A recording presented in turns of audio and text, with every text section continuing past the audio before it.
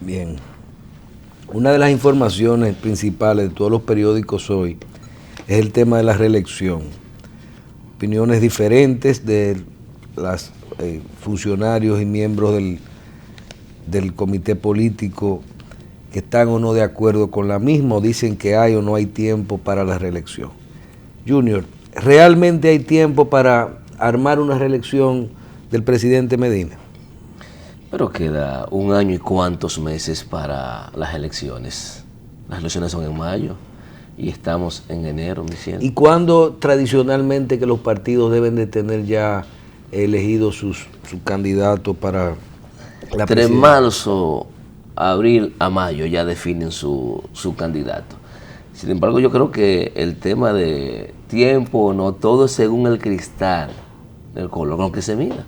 Porque muchos legisladores que hoy dicen que no hay tiempo para que el presidente Danilo Medina pueda montar la reelección, por el hecho de que hay que modificar la Constitución, fueron parte de los que en el año 2011, si mal no recuerdo, montaron un espectáculo en el Palacio de los Deportes, donde le llevaron decenas de cajas al presidente de la República, el doctor Leonel Fernández, donde decían que 2 millones de dominicanos estaban de acuerdo con que él se reeligiera.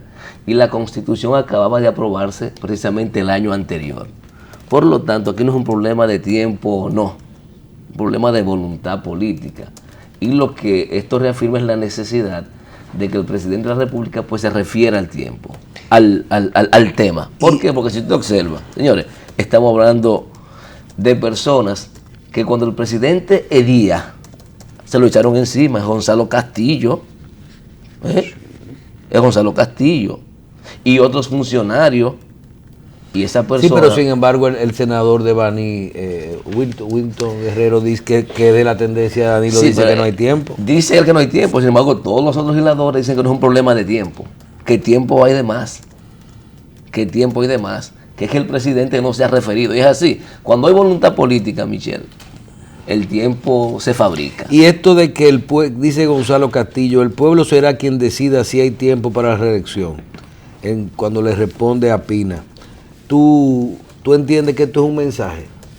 Bueno, es que ellos han estado reafirmando que con niveles de popularidad que ascienden al 80% y más, que según su interpretación más del 77% de la población está de acuerdo con la repostulación y la modificación a la Constitución, entonces aquí no hay un problema. Pero no están hablando de referéndum ni nada de esto. No. Ya los mecanismos que habrá que utilizar lo define la Constitución y los procedimientos establecidos. Pero es obligatorio ya que salgamos del temita que el presidente de la República diga si va o no va, porque él tiene eso pendiente. Recordemos que hizo una rueda de prensa en Palacio, un almuerzo que le ofreció a periodistas y medios de comunicación, y hizo el compromiso de referirse al tema en su momento. Ya el momento se está acercando. Ya hay propuestas que han sido sometidas al comité político, que hace tiempo no se reúne, que deberá también pronunciarse.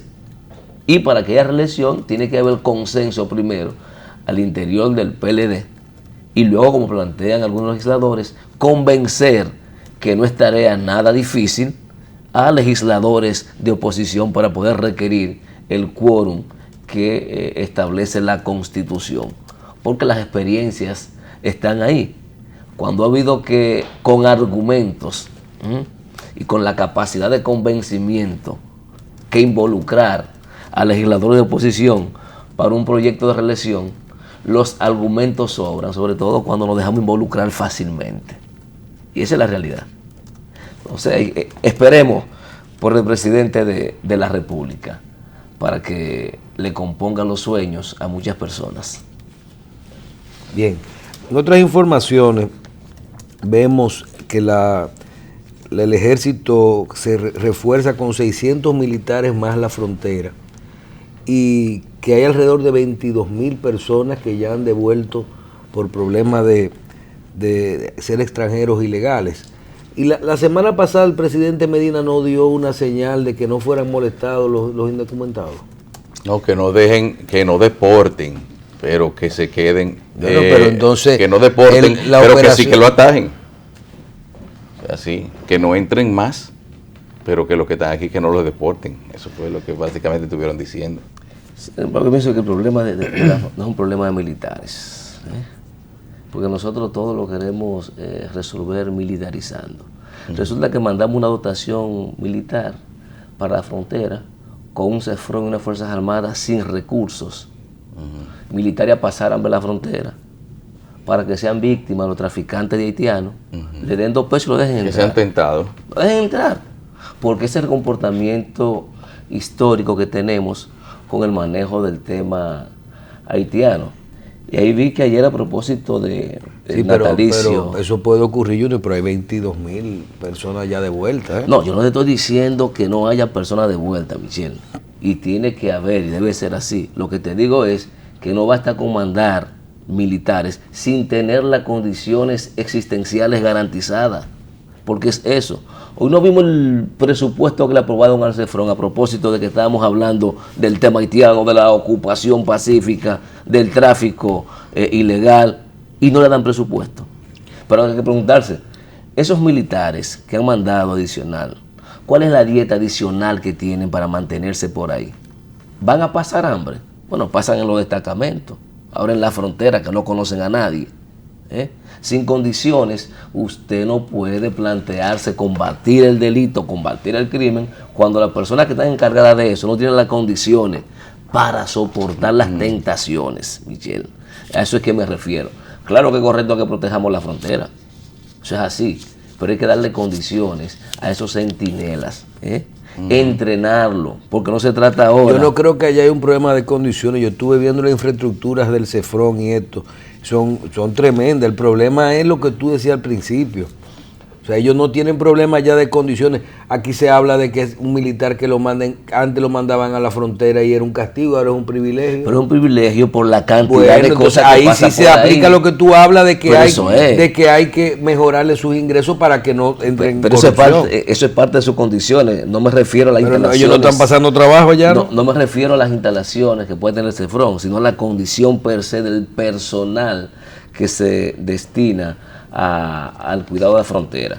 Y te decía que a propósito del natalicio de Duarte vi muchas actividades de manifestación, de reafirmación de la dominicanidad y expresando la postura de Duarte ante el tema nacional.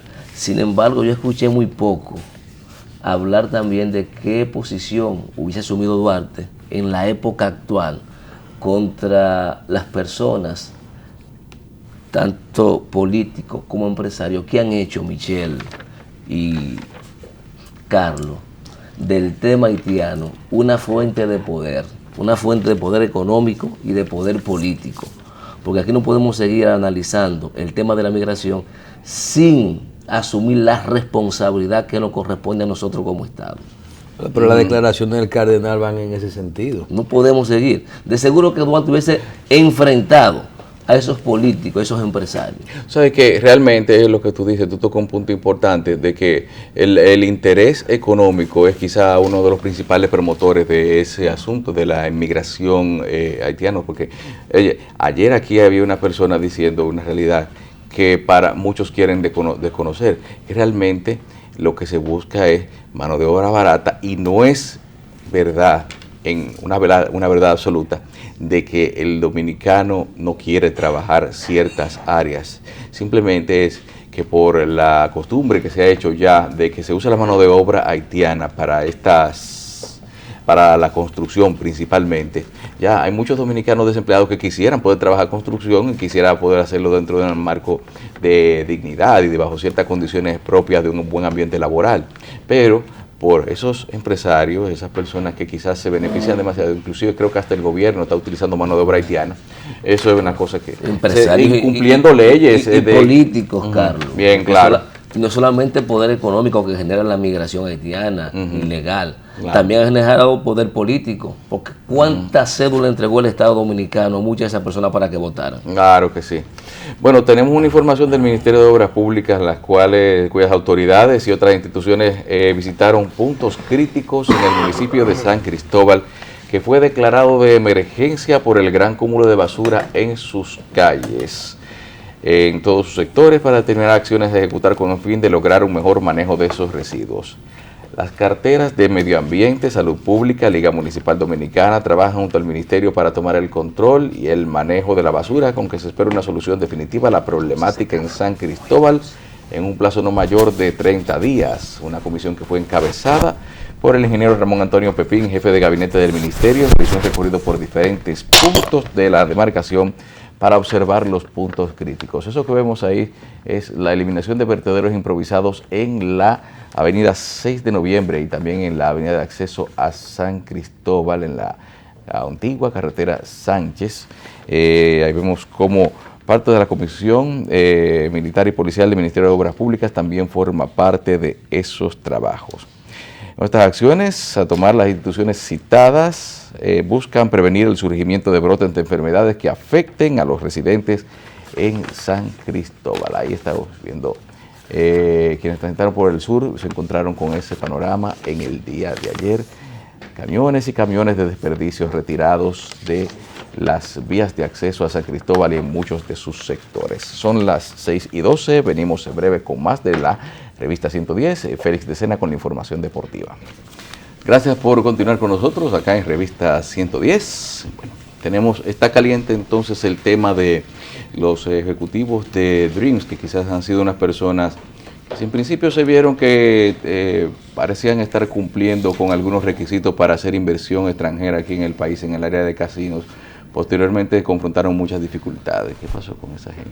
Bueno, yo conocí bien a los hermanos cuando llegaron a la República Dominicana dentro de un proceso de inversión en casinos de juego y bancas de lotería. Entiendo que la posición de ellos siempre fue una posición dudosa, lo que obligó a todo el mundo, dudosa en el sentido de la cantidad de inversión que estaban realizando juntas en la República Dominicana y en el sector que lo estaban haciendo.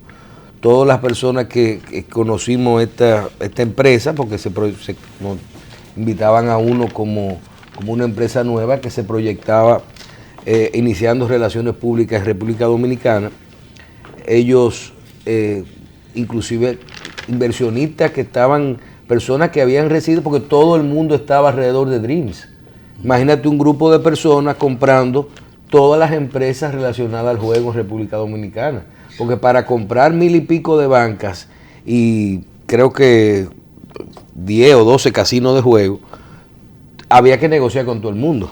Ellos comenzaron unas negociaciones con todas las empresas de aquí y llegaron a finalizar gran parte de ellas.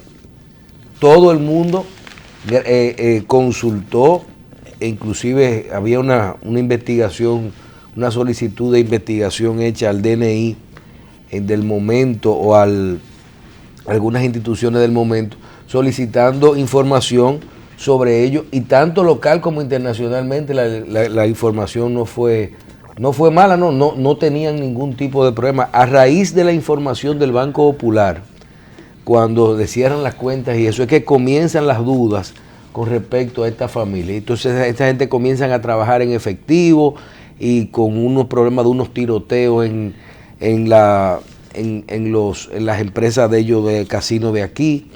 Luego su relación con un edificio que la Procuraduría o la Fiscalía cuestionó en los próceres, y de ahí en adelante esto ha venido que sí cambió de dueño, que vinieron los dueños reales, que entraron en un proceso, hasta que ahora en estas informaciones vemos la realidad de todo, o la aparente realidad de todo este sistema dirigido por un grupo de italianos, canadienses o canadienses de procedencia italiana,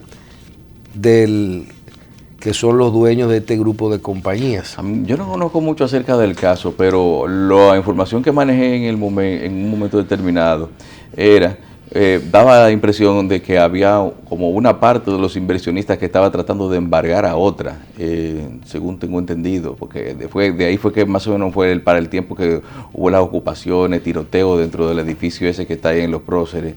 Y después cada quien fue parte, algunas partes fueron hablando cada una de su versión de lo que eran los hechos con respecto a ese asunto, que hablaban de que había un accionista que quería ser mayoritario y bueno, no sé cómo terminó. Bueno, en la información actual dice que la fiscal del distrito, Jenny Berenice Reynoso, dejó detenido ayer a uno de los ejecutivos de Dreams Corporation acusado de tentativa de homicidio contra el abogado Fernando Arturo Báez Guerrero. Luego del interrogatorio duró más de 2 horas. Reynoso dijo que después de del mediodía de hoy martes solicitará medida de coerción contra Antonio Carbone.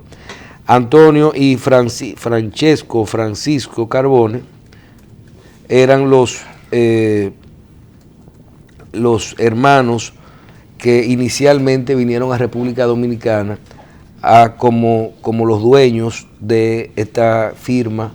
Inclusive ellos también, se llama Dreams Corporation, ellos también estaban representando el loto de España aquí, que se llama el Gordo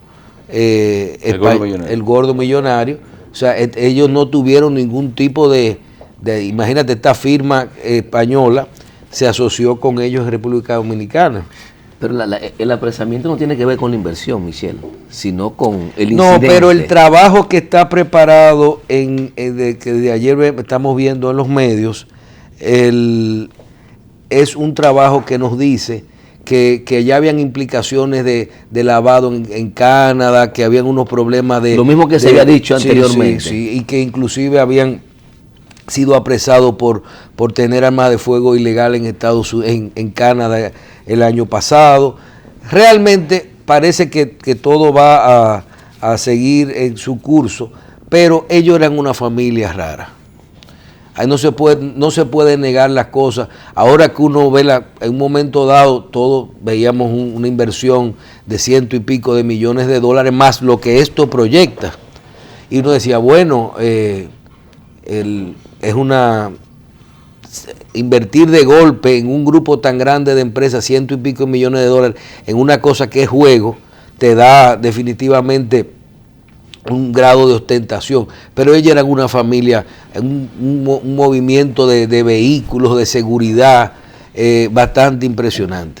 O sea, estos hermanos andaban a veces hasta con 25 a 30, una avanzada de 25 a 30 personas los acompañaba en cada momento, siempre con 4 o 5 vehículos del mismo color, una avanzada completa. O sea, imagínate lo que significa dar con 25 personas contigo. O sea, tú estabas tú lo veías ellos en una mesa y eran 4 o 5 personas solamente detrás de ellos en ese momento.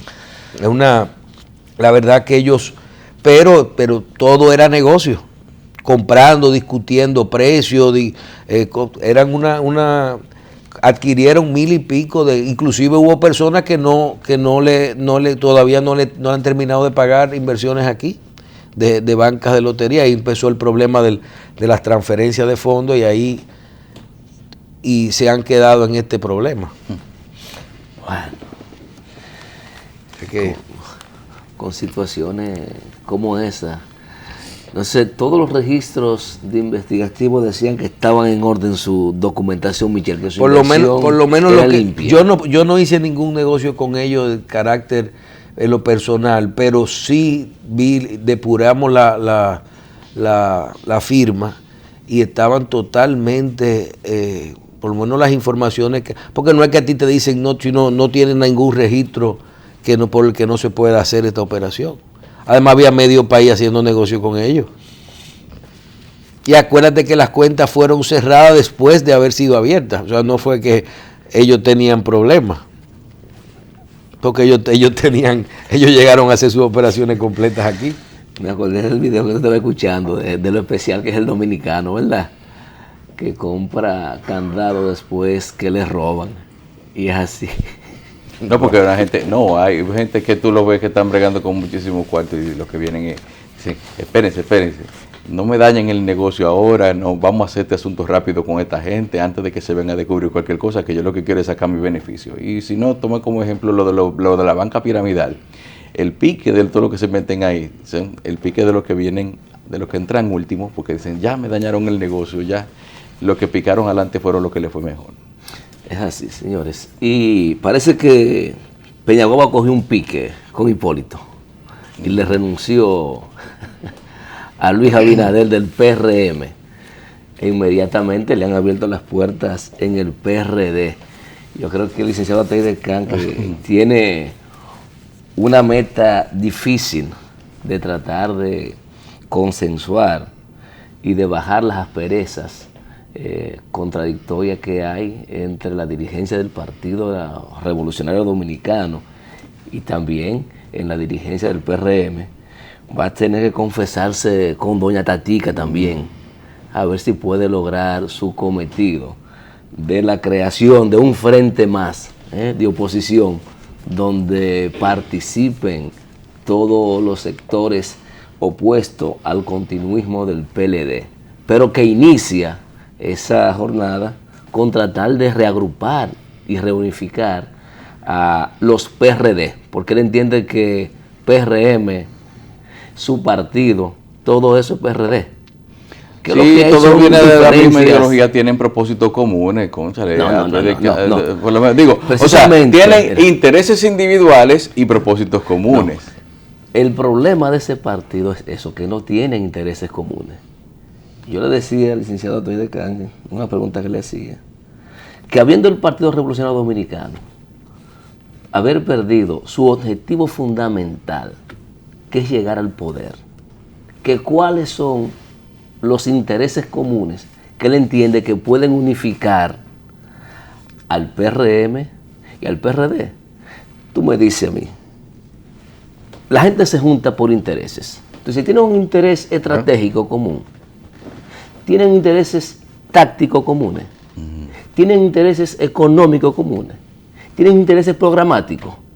No lo tienen, porque lo que hay es una rebatiña personal por quien controla el PRD. No hay una propuesta alternativa realmente. No saben para qué quieren llegar al poder. No lo saben. Y cuando usted no sabe para qué quiere el poder, usted termina en eso, en lo que ha convertido esa organización, y parece que el rumbo que lleva el PRM es repetir la experiencia del PRD. Por lo tanto, no hay nada que buscar ahí, porque lo que hay son intereses personales. No tienen un proyecto de partido, ni siquiera de partido. Yo no, imagínate. Por eso las experiencias que están viviendo. Una foto de primera página es la noticia que se saludan Hipólito y Luis. ¿Tú te imaginas? Ya te puedes ver. No, y como te digo, un interés de llegar al poder, aunque después que estén ahí arriba. No, pero para nada, para nada. Y va a ser muy difícil, por eso es que parece que va a haber PLD por mucho tiempo. No importa lo que hagan o lo que no hagan, que es lo peor de todo. Parecen que hacen poca cosa, pero le siguen pichando el juego y la oposición no acaba de entender eso. Bueno, vamos a una pausa, señores.